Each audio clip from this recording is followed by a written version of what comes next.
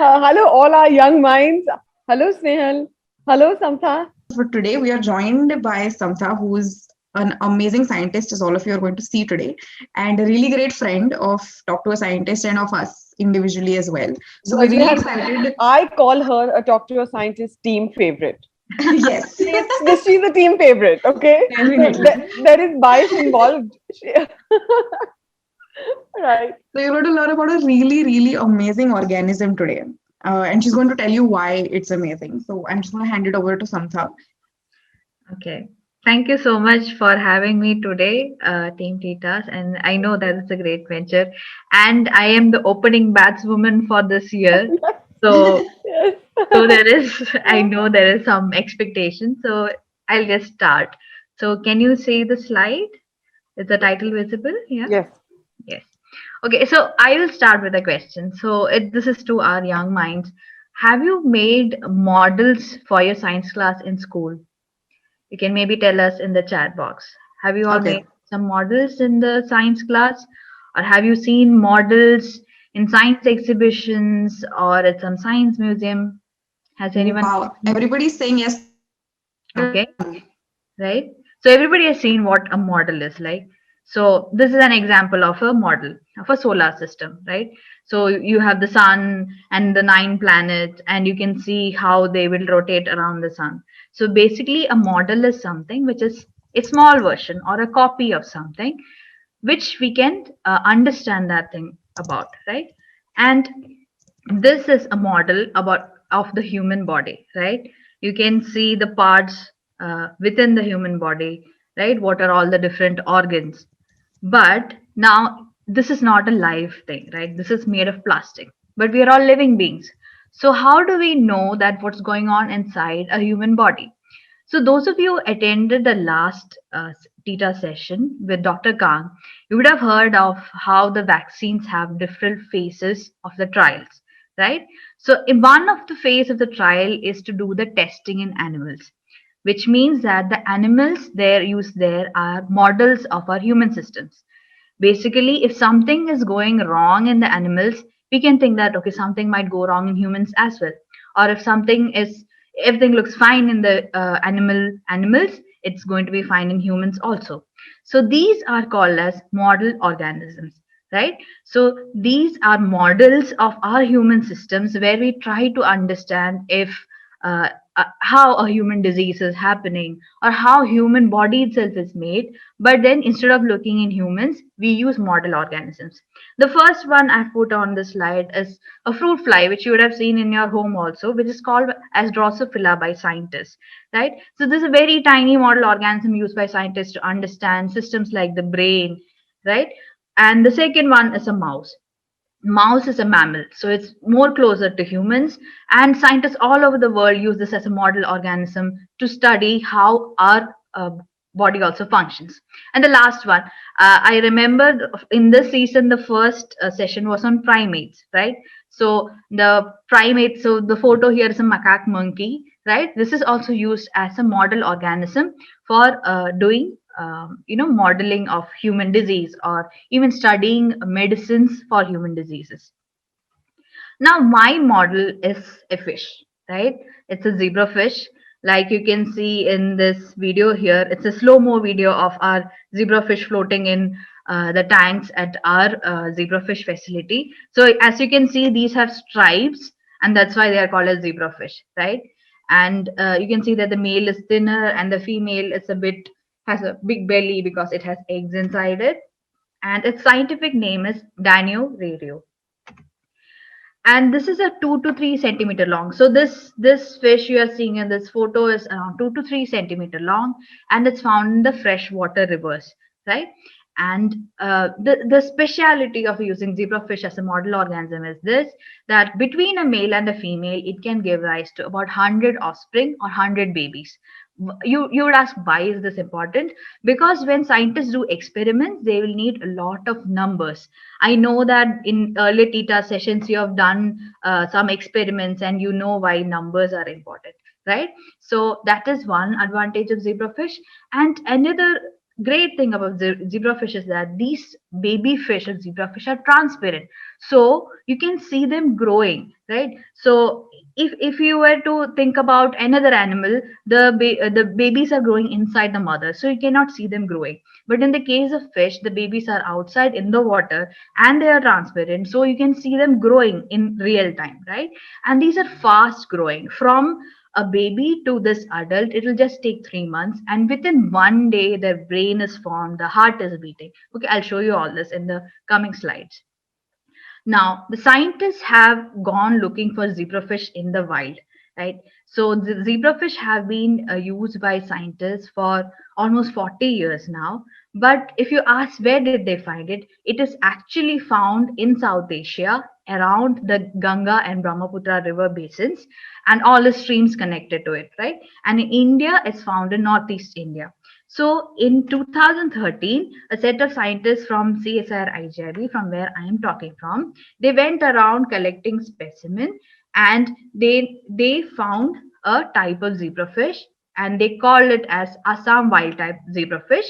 They collected it from Assam, and what they did was they did a study of the DNA of the zebrafish. This was done by Patwari and others in 2013. Okay, and they put it in this journal called as Zebrafish, and this is where all the zebrafish scientists put their work. Okay, this is like a magazine for scientists. So this in 2013 they found that in Northeast India there is a zebrafish type which they have studied the DNA of. Now, how did zebrafish become the model? I told you that it has been around for 40 years. Like all the people who are into fishes, they knew about this fish from a long time. But in 1970s, a scientist called Dr. George Streisinger at the University of Oregon, USA, was the first person to use zebrafish as a model organism. So you can see this photo in which he has zebrafish in tanks behind him, right? So he used zebrafish as a model organism to understand how the brain develops. And then after, more scientists started studying at the University of Oregon how zebrafish develops.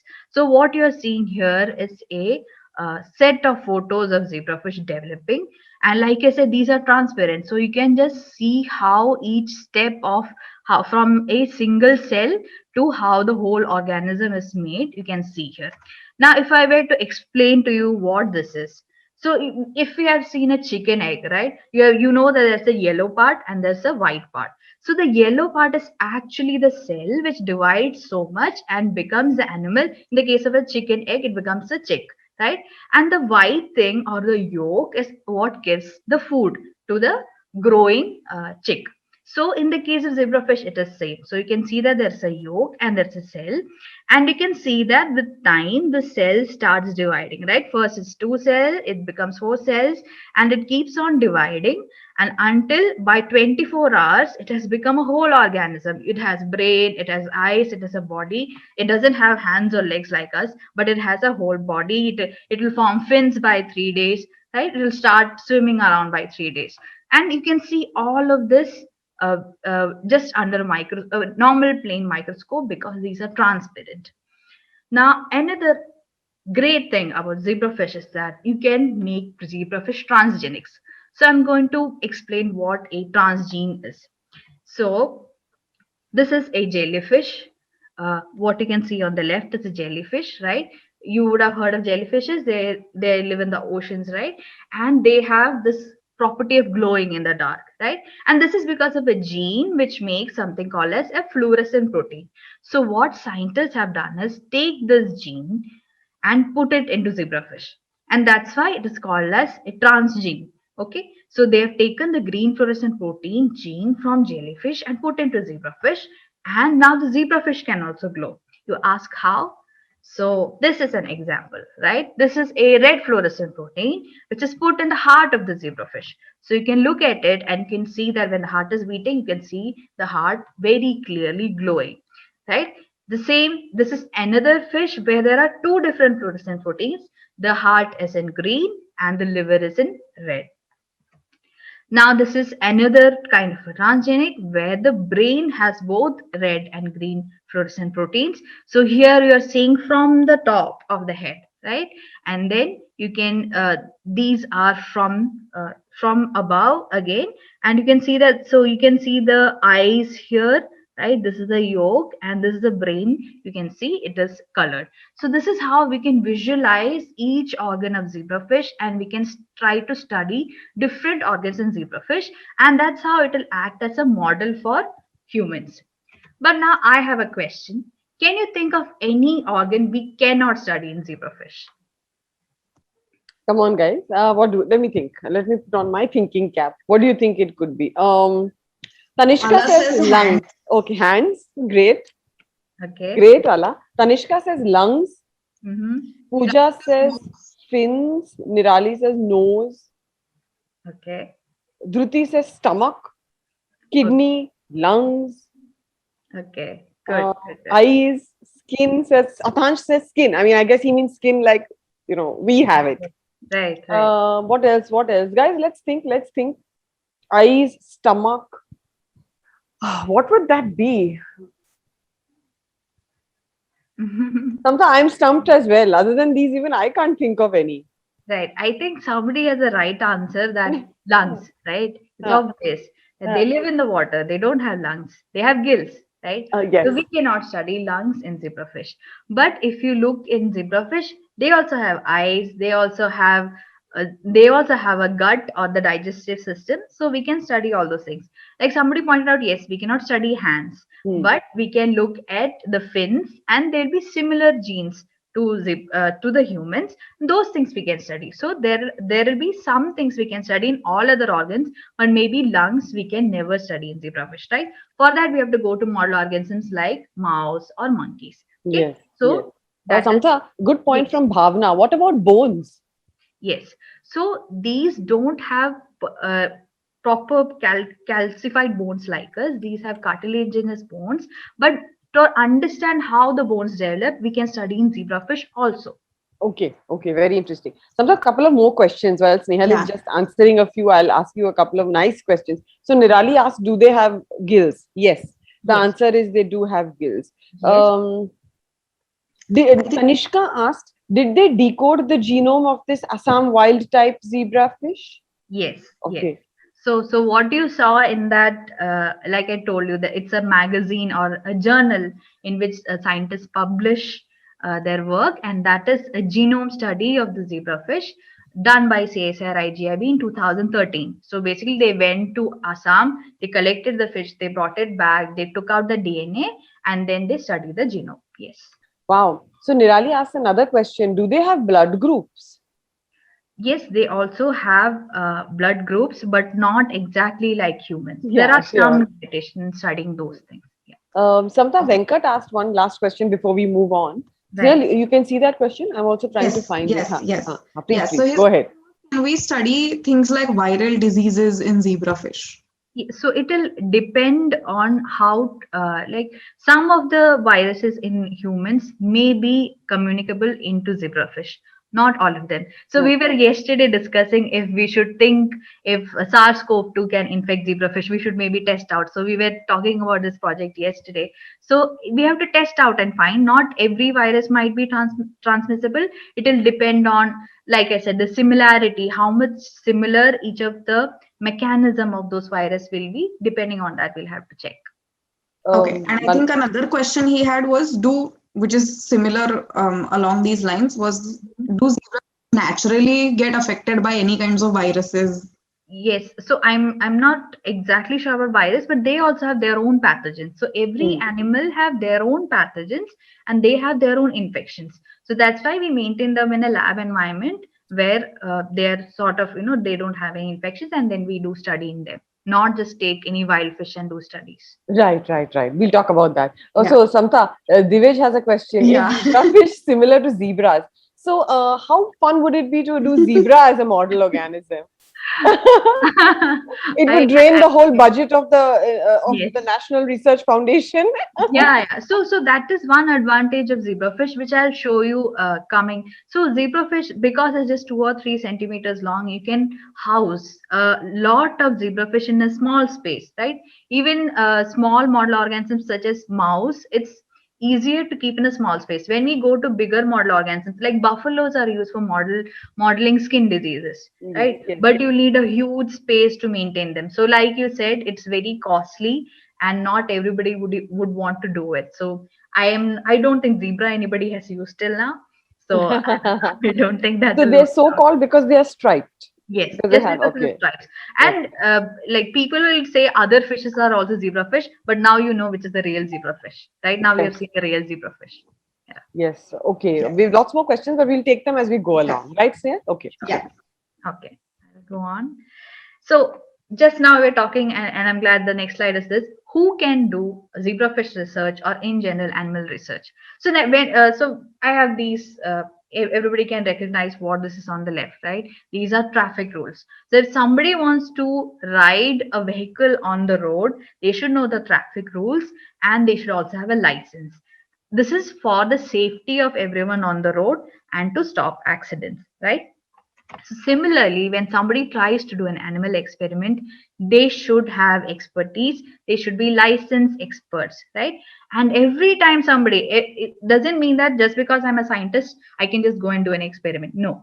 Every time you do an experiment, you need to take permission before you do an experiment on an animal.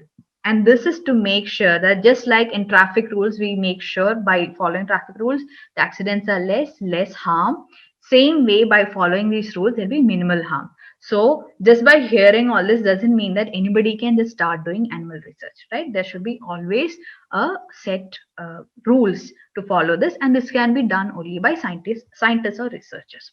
Now, with that, I'll take you into a virtual tour, which I'm trying to do. So this is what we usually do during our outreach activities, that we take you into our fish facility and show you the fish. I'm trying to do that virtually. So on the left is from where I'm speaking. This is CSIR Institute of Genomics and Integrative Biology. And this is our fish facility. Okay. So this is a closed setup where the temperature is maintained, the lights are automated, and we are just entering this room. You can see all these racks of tanks which are kept, and this is a very huge setup which can hold up to 10,000 fishes, right? So people can maintain, or 20 researchers are working at the same time. This what you are seeing is the feed for the fish, right? So because we're maintaining so many fishes, we have to feed them twice a day, and we are making this feed every day. This rasna kind of thing is what we feed them. I'll show you what is in the rasna in the next slide, right? So we give them aeration, and there's a light, and it comes on at the right time. So you can see the fishes are in tanks in green color, so that they're feeling like they're in the nature, right? And all the water in the system is continuously monitored, and there is you can see that it's flowing down through the pipe, and it's circulated, and it's continuously monitored, and it's a completely automated system. And we are just monitoring it throughout the day. So this is how the fishes are maintained at our facility. Now, meet the fish. Okay, so on the left we have our fishes, how they look like, right? So these are females. So now in females, what you can see is that they'll have these bloated bellies because they have the eggs inside them, and they have a greenish tinge. They're going to the left because the males are on the left, and the males are going towards the right because the females are on the right, right? And the males have this pinkish tinge, and this is how they look. And this is so an adult fish grows up to 2 to 3 centimeters. Now let's try to see how a small fish looks like, right? This is a 10, so this is a petri dish in which we keep the fish, and if you can see something moving inside, Yes. that is a 10-day-old zebra fish. Can you see? And we have kept the 1 rupee coin and the Mentos so that you can get the size. Okay, They are so really tiny sometimes. Like, yeah, like, so like little pieces of dust flying around. Like, right. Right. So this will be around maybe less than 1 centimeter long, around 10 days old, right? And but by 3 months they'll become 2 to 3 centimeters long. Okay. Now, like I said, if we want to know what zebrafish eat, that rasna which we were making, that is something called the brine shrimp. And under the microscope, this is what it looks like. They are like prawns. Okay. If you have seen prawns, They're orange in color and they have so many different so many legs and they keep moving, and this is also like that, and this is what we grow and feed the adult fish. But now the small fishes cannot eat this big brine shrimp, so we feed them a small unicellular organism called paramecia. So this is again under a microscope. What you're seeing moving here are single paramecia running around, right? This is what the baby fish feed, and we feed them this till like 1 month old. After that, they start eating on brine shrimp, and by 2 to 3 months old, they're ready and adults. Okay. Now we do many of the experiments with baby zebrafish. So how do we get the baby zebrafish is the question. So for that, we do something called as a breeding setup. Basically, the males and females have to be put together. But for doing this, what we do is a day before we need the baby zebrafish, we set up this, and there's this basket which has holes in it, right? So this is because they will eat their own eggs. That is a problem. So basically, you put the basket and you put this divider to divide the males and females on both sides. So you can see how we take the fishes. Sometimes I just said no judging. Parenting is a tough job. I mean, whatever works. And I'm not going to say anything more after this. Right. Okay, so first we put 2 females in one tank, and I'll put 2 males on the other side of the same tank.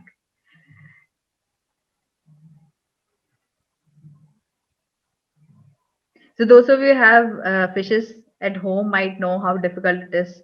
So we need some practice to do this. Okay. So so they are now going to look at each other for a whole night. So we put this a evening before we need the baby fishes, and then the next day morning we will remove the divider. So now you can see that they are from through the dividers, they are looking at each other. Okay. And in nature also, in the morning when the lights comes on, which is basically the sun coming up, that's when zebrafish breed. So that's why when the light comes on, what we do is we'll remove the dividers, and then they will start chasing each other, which you will see in a minute. Okay. So I've removed the dividers now, and you can see the males will start chasing the females. Okay. And like I said, we have this basket structure because the fishes will eat their own eggs. So we have to protect these eggs from the fishes. So we have the basket. And so now when the males are chasing the females, the eggs will fall down through the basket to the tank. Very nice. So, Samta, let's take some questions. Yeah. Sure. Okay. Lots Yeah. of questions. My God. We are in trouble if we don't take them. Okay, so Divij asks, are there different breeds of zebrafish?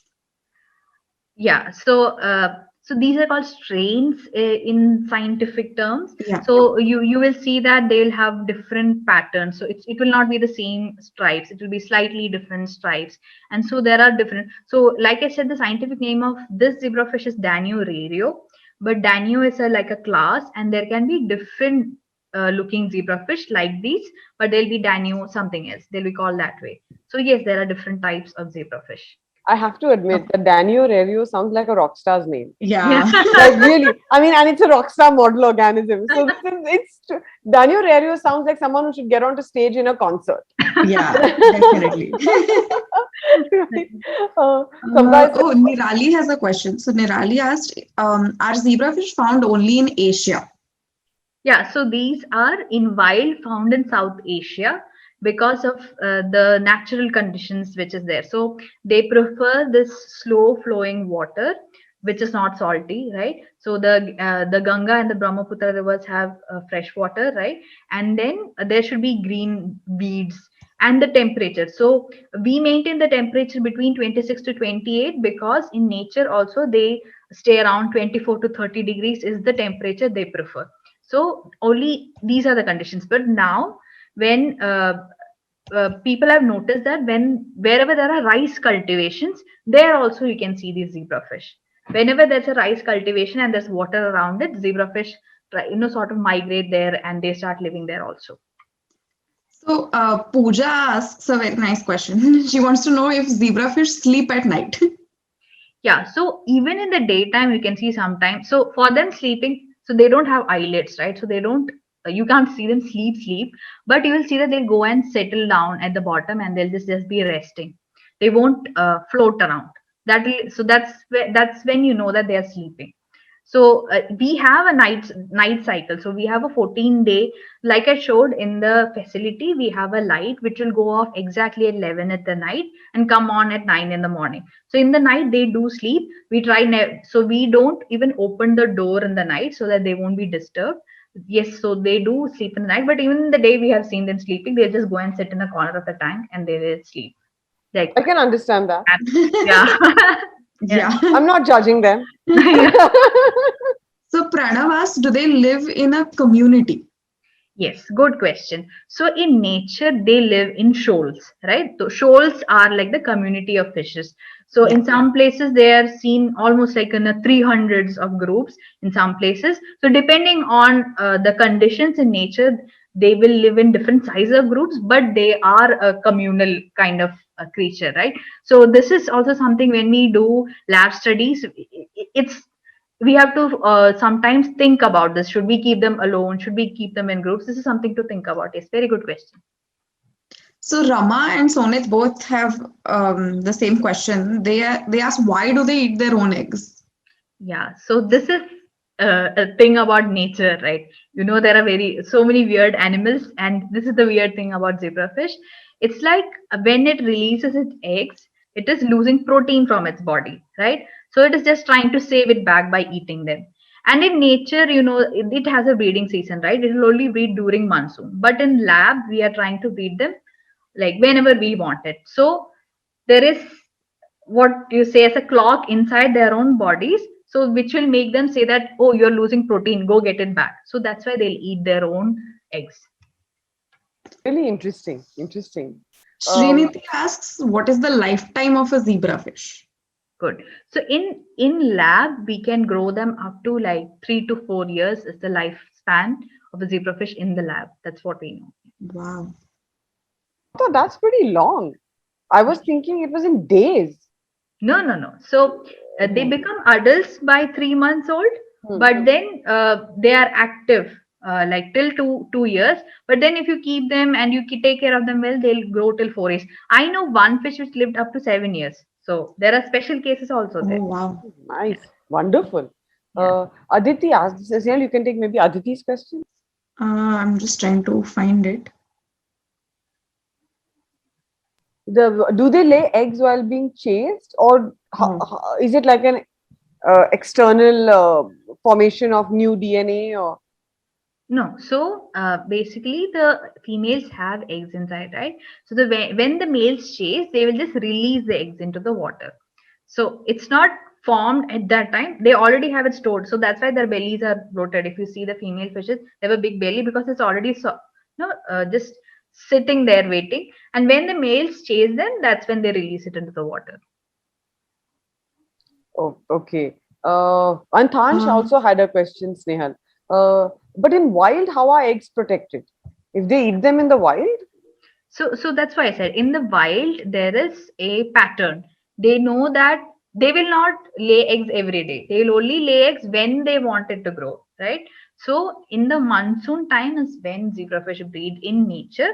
So only when they want babies they will lay the eggs, and then they will not eat it. They will just so in nature you can imagine they just have weeds around them. They just release the eggs, go and get tangled between the weeds or somewhere. They're just there, and then they don't eat it, they just leave it and go away. So Pranav had a question about the facility. Right. He asked, are there temperature monitors in the facility? Yes.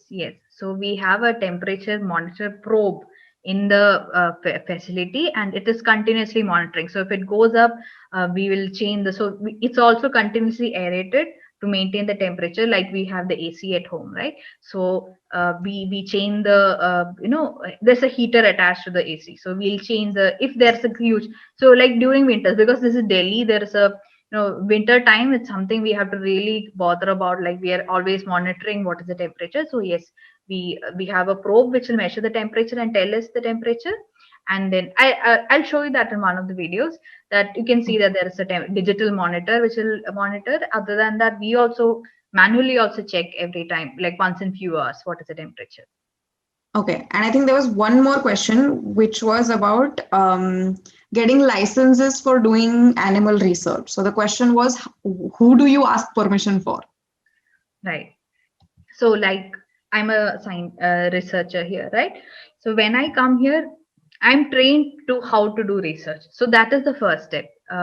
You go to a place where they train you. They already have, like IJIB, where I'm here. They already have a license to do work in zebrafish. That is the first point. That the institute where the research is done already has a permission from some authority to do the research. So the person who is joining the lab can do research. That's the first step. But then every time I say that I want to do this experiment, I again write to that authority and say that I want the permission to do this experiment. Then if they say okay, then you can do the experiment. That's how it works. So what Okay, this means, Samta, it needs a lot of planning. Yeah. Yeah. So all experiments need planning, and in animal experiments, it starts from how many animals you need. Like there are places where you have to say the number of animals you will use for each experiment, right? You have to mention that, and then only they will even allow you to touch the experiment. So it's very strict. Yeah. Okay, I think we can move ahead and we'll come back to some questions later. Okay. Great.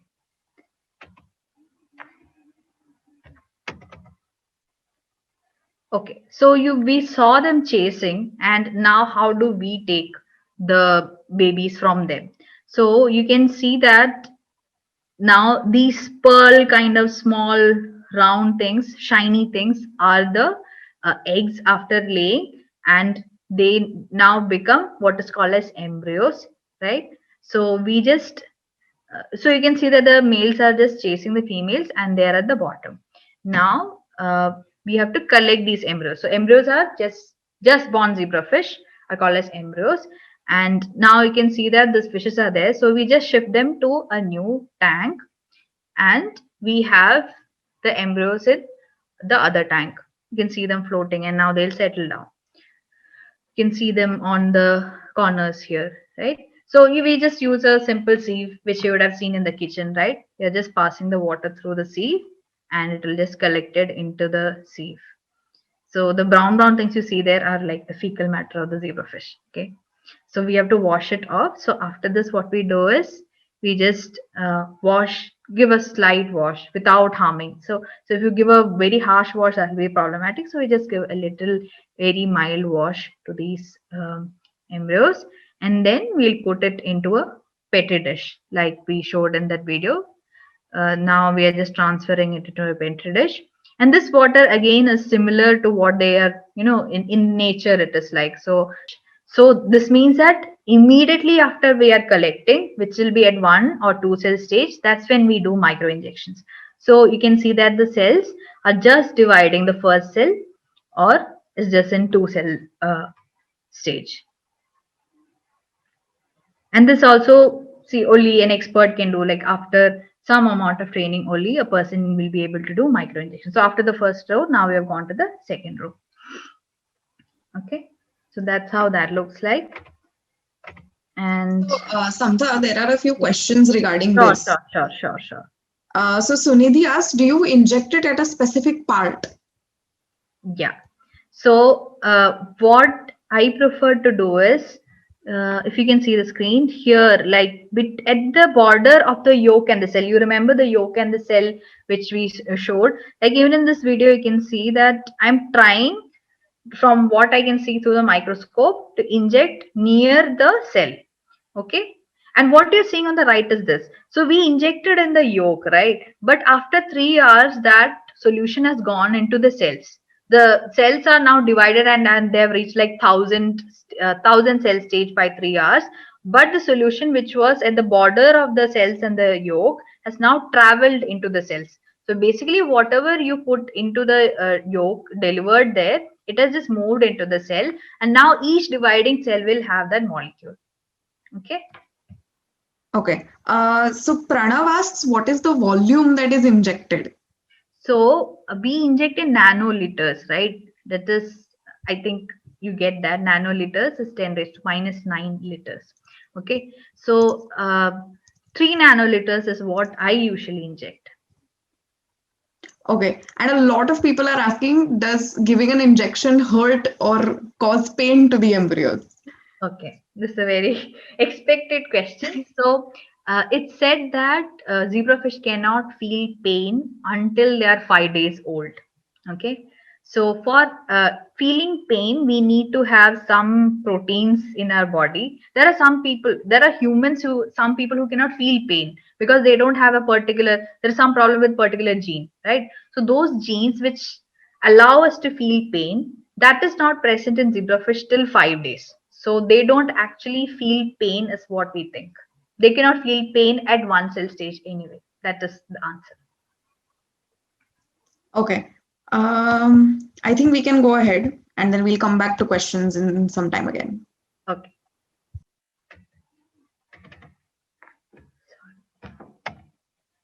Okay. Now we've seen how we do micro injections, and this is a way also by introducing a DNA or a RNA or some other chemical molecules, we can create a model of a human disease, right? And why is it easy to use zebrafish as a model for human diseases?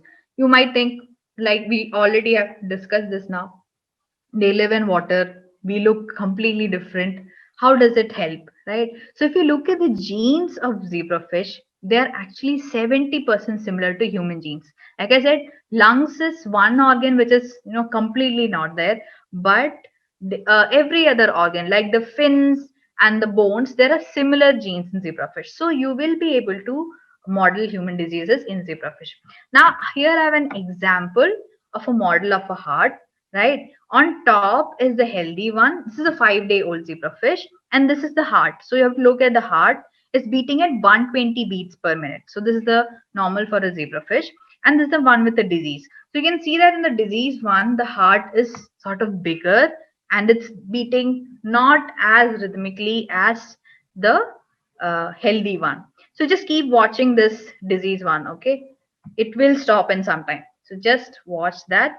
And this kind of a disease is present in humans also, where the heart is, some people have this the heart disease. So you can see that they're stopped. Can you see that? It's completely stopped. And the fish is sort of, jerking because of the stop of the heartbeat. And it will come back in some time. Okay, it's back, right? And then the fish is again normal. But this is not a normal condition. This is a human, in humans, this disease is called as arrhythmia, okay? Cardiac arrhythmia. So there are human beings which with the same disease that they have a bigger heart and their heartbeat is not proper. Okay, so by making so this is also a zebrafish model in which we change one of the genes of zebrafish, and it has now a similar a disease similar to the human disease. Now we can try to understand what is going wrong in this disease. So like I said in the first slide, right? Now this is a living model organism where we can look at what is going wrong. Why is the heart not beating properly? Why has it become so much big? Why is it beating sometimes? Why is it not beating sometimes? And if we can understand that, the same thing we can understand in human patients who have a similar disease. And this work is done by one of my seniors, Dr. Angam Ramcharan Singh. Right? Now, if we have a model, so this was one way to create a model. There is another way to create models by using chemical treatments. But before that, this was a question on the poster, right? Can zebrafish help us in finding new medicines? And like I said before, animals are needed in clinical trials, and the thing is that even new medicines need trials, and they need it in animal models also. So if you look at, and why is zebrafish so powerful? Like I said, zebrafish can give hundreds of babies. You saw in that one tank there were so many babies, right? And at the same time, so you can test for different medicines. So if you see these colored rectangles, these are actually if you think of these are different medicines, at the same time you can just put all these fishes into different wells, and the same time scientists can look for a medicine for a disease. So for example, in this case they have used some on the left is some compound which is used to create some disease in the zebrafish, and then they put one more compound or a chemical which can be a new medicine, and check if any of these medicines can help the zebrafish no save it from that disease. For example, you saw the transgenic where the liver was red in color, right? So imagine that there's a healthy fish and it has a normal liver size, okay? And if we give some chemical which is causing it a liver damage, and it has gone wrong and the liver is going small, and now this rectangle, think of it as a new medicine or a drug, or a a medicine, we put it back into this fish, and if it can save that fish from the liver damage, then we can think of this as a medicine which can be used for liver damage in humans also. Okay, so that's how zebrafish is helping in finding medicines. Why it's powerful is because of the numbers we can use, because there are hundreds of embryos we get at the same time. We can look for different medicines at the same time. And so I have a small video which will just show how we do this in the lab. So this is something called as a 96 well plate. So there are 96 wells, and if you have so many zebrafish babies, you can just put in each of these wells different fishes and different chemicals and look for at the same time, so check if any of these medicines can work. And for another model organism, you will take so much more time than you will take in zebrafish, because there the numbers are lesser, the babies are very much lesser. So you can see in the each of the well, so we have put the babies inside and it was there, and now we'll put chemical in each of these wells and see that what will happen to each of these wells, what will happen to the fishes in that. How is the chemical, is it having a bad effect, is it having a good effect, can it help in relieving some kind of a disease? So that's how we do these testings. And now the biggest advantage of zebrafish is that you can just put it in the water, right? I'm just right now putting the chemical into the water where the zebrafish is. In the case of a mouse or a rat, you'll have to inject it into the mouse or the rat. But in the case of zebrafish, because it will take in the water, you just put that chemical in the water, and it's much more easier for us to do that. And that's why it's more powerful to use zebrafish as a model. And now we put it into this system, which is an incubator, where the temperature is maintained at between 26 to 28 degrees.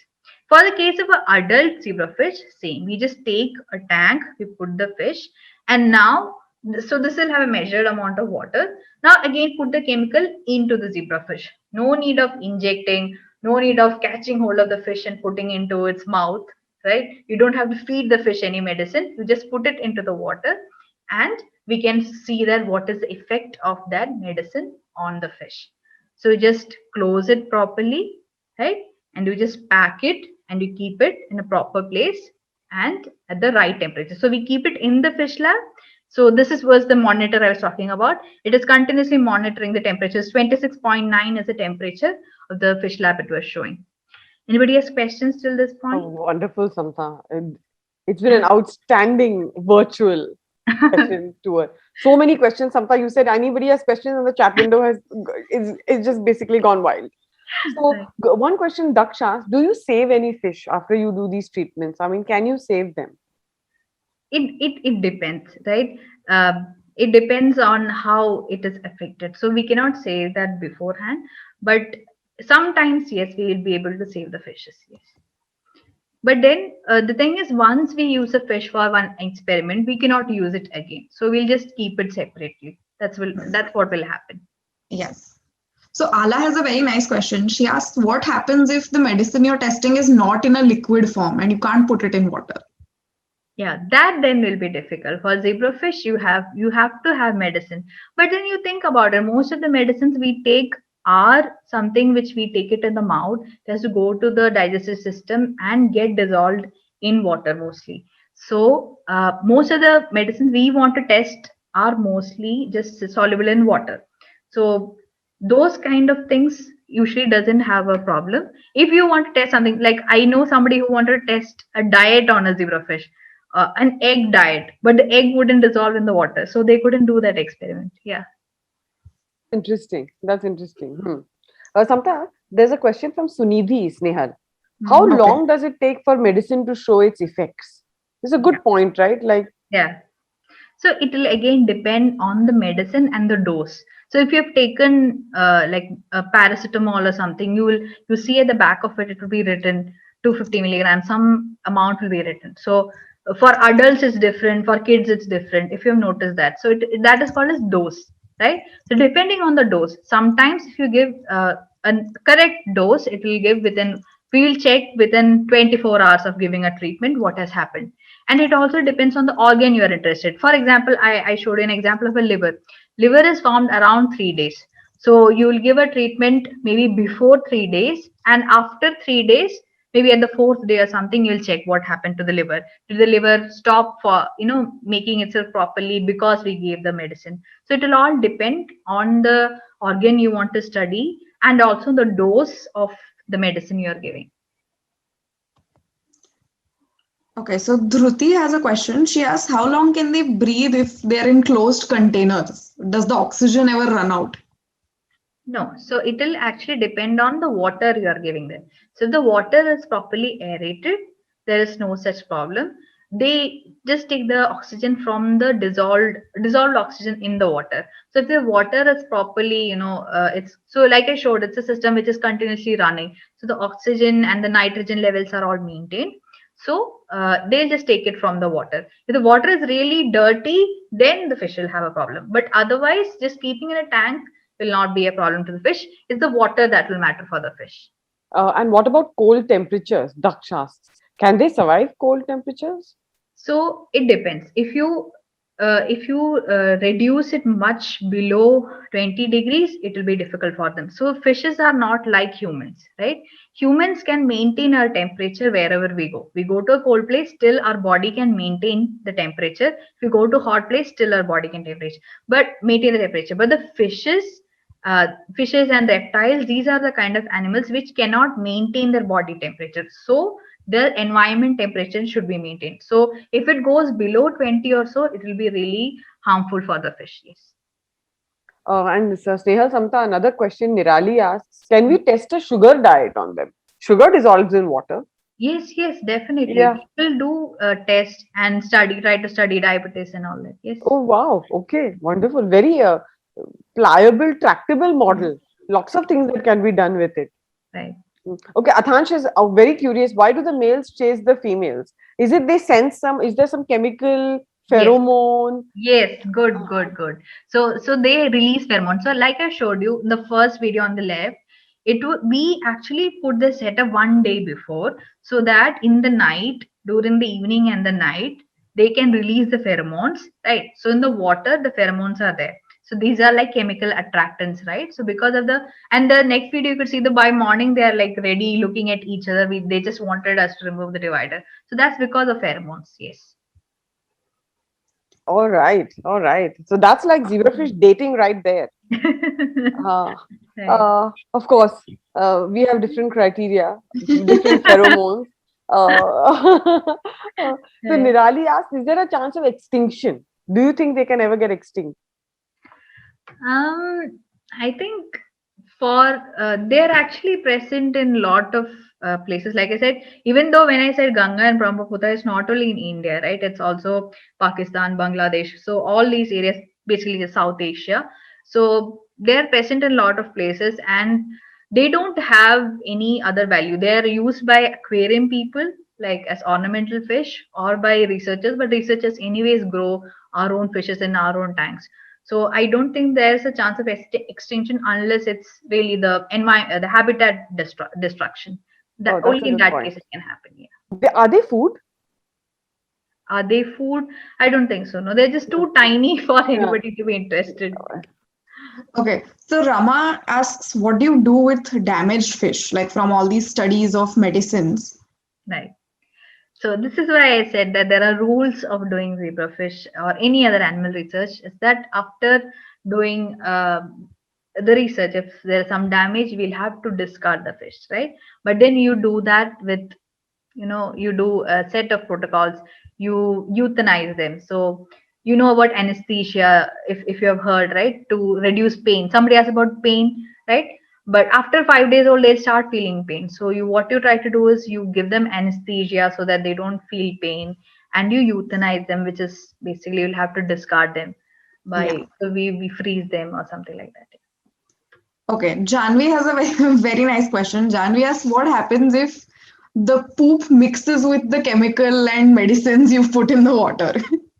I mean, that is a given that we cannot change. That is also part of their. I know Janvi is interested in microbiome, so their poop in their water is like their microbiome maintenance. So we can't change that. That is part of it. So whenever we bring up poop questions, we are having a very human-centric approach.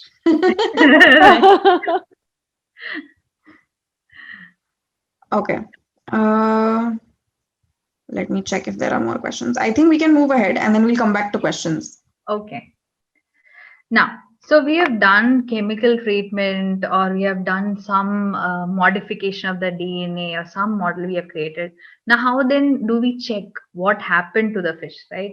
So, like I said, there are transgenics. Now, the advantage of having transgenics is that you look through microscope, and the biggest advantage of zebrafish is that because they're transparent, you don't have to take them out of the mother to see a baby.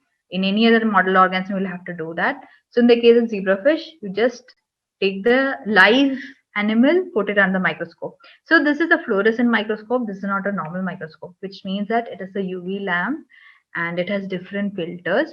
And depending on what kind of fluorescent protein you have put in the fish, you will have to change the filter. So here I've put a plate with the live animals in there, if you can see that, and the light is now being shown on it.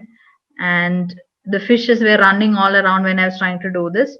Okay, so that happens. After 3 days old, there is no way to control them. They'll just keep running here and there. You cannot do anything with them. So see, so one guy came and ran away, and then another one came and ran away. You can see that, right? So I was trying to look for one, and yes, I spotted one. So this is a green light means you can see red on screen. So we'll go to the screen now, how it looks like. So this is the transgenic where the blood cells are labeled by red. So what you can see moving are the RBCs, right? You can see the heart is beating here, right? And it's circulating all over. And this is where the blood cells, the arteries and the veins are marked by green fluorescent protein. So this is a double transgenic fish where it has both green and red. And here you can see the vessels are there all over the body. You can see the blood vessels. They are there in the brain, they are there in the eye.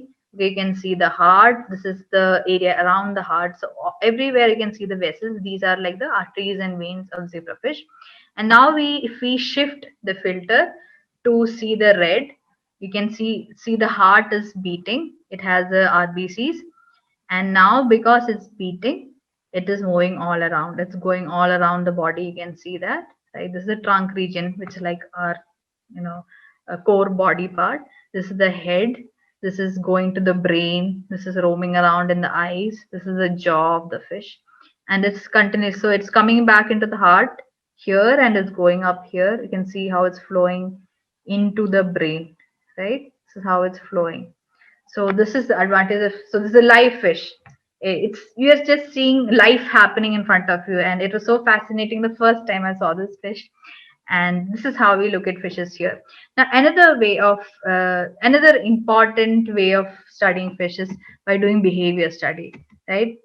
So this is a setup where we have put a fish in a tank and it's moving around. This black thing here is a camera which is capturing this movement. So we put it in a software. We can track how much it's moving, right? So we can take an example. Somebody asked if they live in communities. Yes, they are a community fish. So one example of a behavior study is keep a fish in one single tank and take one from the group of them and see if they are different in behavior. Like the one kept alone, is it more aggressive? Is it running around more? Or if the one kept in a group, if you take it out, is it more calm? Does it move it move in a flow, right? And if you frighten them with a light or something, how do they react? So those are things we can also do. These are called as behavioral studies. These you can do in other models also, but we can do this in zebrafish as well. We can clearly see. So if we use this software and track how they move, we'll be able to understand if they are sad or angry or aggressive. Those kind of things we can do, right? Now I'll talk a little bit about my PhD. Before that, I have a question. Can anybody recognize who these two people are? Anyone? We can give them a little time. Yeah, good. Getting Rani there. says they got the Nobel Prize. Okay. They are scientists. Sounds good, Tanishka. That's a close guess. Yeah. Anyone else? Because their names are a little long, so maybe That's it takes time to type. Mm-hmm. Yes, and are they PhD doctors, biologists? Yes, maybe. They are European. Okay. All right. Absolutely correct. I think they all got it, Samta. Okay, great. So these are the 2020 Nobel Prize in Chemistry winners, Jennifer Doudna and Emmanuel Charpentier. Okay, they got the Nobel Prize in Chemistry last year for the development of a method called genome editing. Okay, so what does this have to do with my PhD? Now, genome editing is editing DNA basically. So you have DNA and there are these proteins or RNAs. If you put into an organism, you can modify the DNA or edit the DNA. Okay, that's called as genome editing, and they got the Nobel Prize for discovering this mechanism. In my PhD, what I've done is I have designed these molecular scissors. This is what we call these proteins and RNA, which can cut the DNA. I have molecular scissors against a new gene. I have a new gene. I don't know what it does. Okay. So I have made these molecular scissors. And like I showed you, I did micro injection into one cell stage zebrafish. And then what did I find? I find that these will give rise to blood clots. So if you can see here in the brain region, there's a blood clot. The same fish in a different angle from the top view, you can see that there's a blood clot in their head. Now, this is like a model for a disease in humans called a stroke. Maybe some of you have heard it, right? It's like a blood clot in the brain. So now here I have another model where for a human disease like stroke.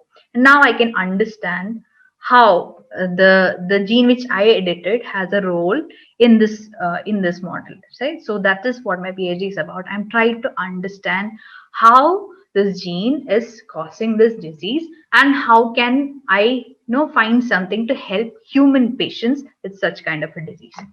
Okay. Now I talked about some models, but there are a lot of models out there, and zebrafish come in news many times. And maybe before this you would not have noticed, but now you will notice. This is one of the most recent ones, March 2021, right?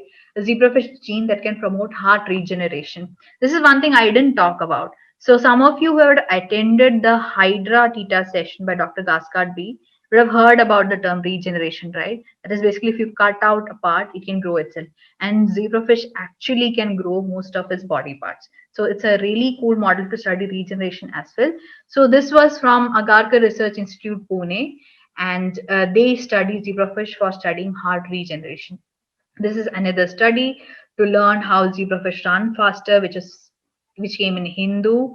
This is another study from the institute where I am at, and they did the chemical screening, which I tried to show you, but they do it really every day, and they try to find medicines. Okay, and they try to find a medicine for iron overload disease, which is basically more or less diseases which have blood disorders. They have an iron overload, and they are trying to find through using chemicals in zebrafish. They're trying to find if they can identify a medicine, right? And this is an article from India Wire Science, where again somebody tried to see how eyes. Someone mentioned if we can study eyes in zebrafish. Yes, we can. Right? Somebody from ISM Mohali has been studying zebrafish. to see how we can understand how the eye regeneration works. So this is all how you can use zebrafish. These are just some examples. Like Dr. Karishma mentioned, there are lot of ways, lot of different ways to use zebrafish. And if you ever want to, see zebrafish, or if you ever decide to do some zebrafish research, these are some of the zebrafish labs in India where you can visit, and they'll have the labs. Some of them have open days where you can go and visit and see. Of course, after COVID, because of COVID, we are not allowing outsiders, but once, if you ever get a chance, these are some of the places you can go and see. There are also other places which have zebrafish, but these are some of the places. So are there questions? I can take them before going to my thank you slide. Lots of questions, Samta. Samta, Valeria asked even earlier, so we'll take this. Can we use it to model an infarct in the heart? Like you showed, we could model heart disease. Yes. Can it simulate like a heart attack, a heart block? So it'll depend. I am not that aware, but I think it must be possible. The thing with zebrafish heart is it's really small, right? It's tiny.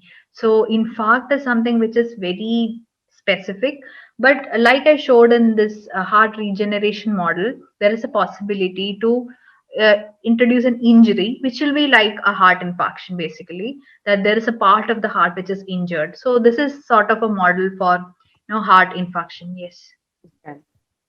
How do they express pain? Sorry, Sneha, you go ahead. No.